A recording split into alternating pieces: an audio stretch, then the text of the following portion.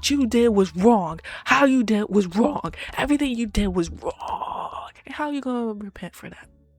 Okay, so if my last video was me being tired of love triangles, this is me being tired of something even worse. The cheating trope. And what makes it extra gross is that a lot of shows don't even call it cheating anymore. They just rebrand it. It's the ex becoming the boyfriend again. It's the best friend you don't have to worry about. It's the emotional affair that the shows pretend is destiny.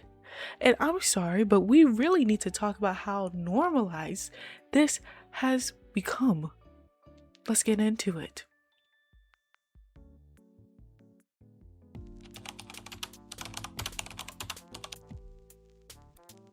I watched a video by Dylan is in Trouble where he explained this perfectly. A lot of shows don't show the person being cheated on. They're just a name like Tom, Danielle, Jimmy, I don't know, a ghost, a concept, somebody that you bring up in conversation. Because the moment you actually show them, the moment you give them a face, feelings, a personality, it becomes too real. It becomes too real. And the show doesn't want it to feel real because then we wouldn't be rooting for the cheaters anymore. Right? Right?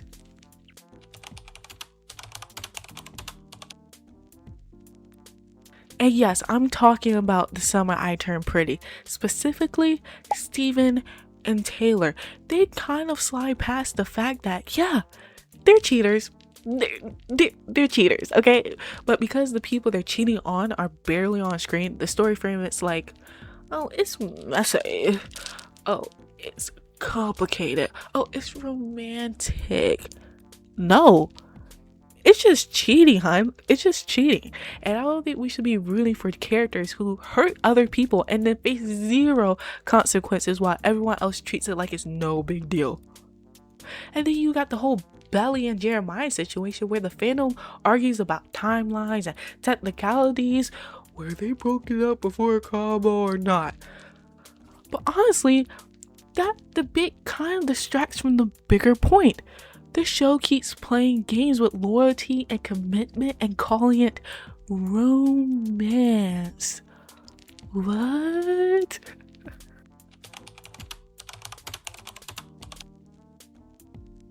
And can we talk about this one? The best friend.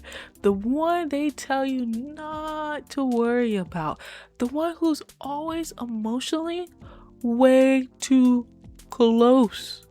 Yeah, I'm looking directly at the life list with Alex and Brad. Because a lot of stories use the best friend label to disguise emotional cheating. And then when something finally happens, the story acts like it was inevitable instead of you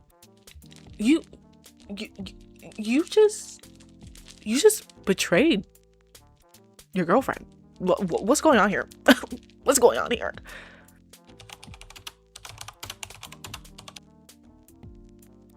What really gets me is this. These stories don't just include cheating, they romanticize it. The cheaters are framed as misunderstood. The relationship they in is framed as not that serious anyway.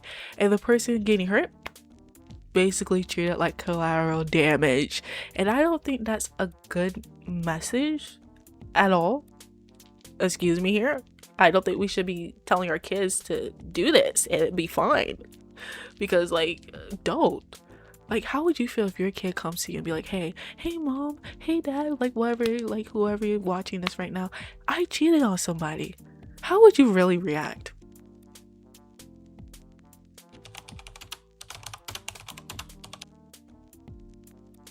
Now, this is important. I'm not saying you can never write a story involving cheating. Let me get that out of the way. You can. But if you do, it needs consequences. A good example, 13 going on 30. The movie doesn't pretend it's cute for the best friend to show up and wreck a relationship. It clocks it. It clocks it real fast. It shows that you don't get to bulldoze someone's life just because you suddenly realize you have feelings.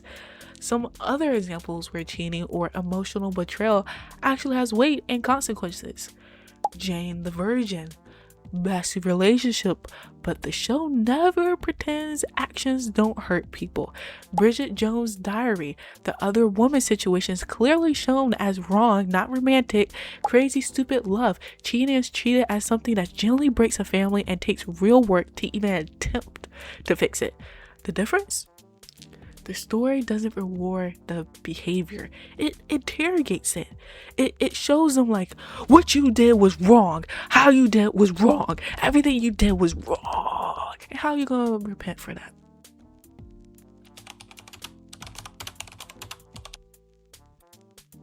If a story is going to use cheating, I want real emotional fallout, real accountability, real damage to relationships, and real effort to fix what was broken. Is that too hard to ask? Now, this thing where the story goes, well, they're the main character, so that's fine actually. That's such a cop-out. That's such a cop-out answer. Being the main character doesn't make you the good guy. It means we're following your story. I feel like we have to say that again. It means we're following the main character stories. I'm tired of cheating being dressed up as romance. I'm tired of stories hiding the hurt, so we'll all keep shipping the couple. And I'm tired of consequences only existing for side characters. If you're going to write betrayal, have the courage to actually deal with it.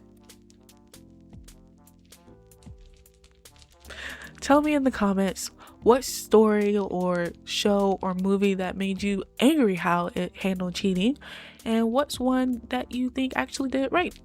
With that being said, I'll see y'all around. I don't know why I did that. Bye bye.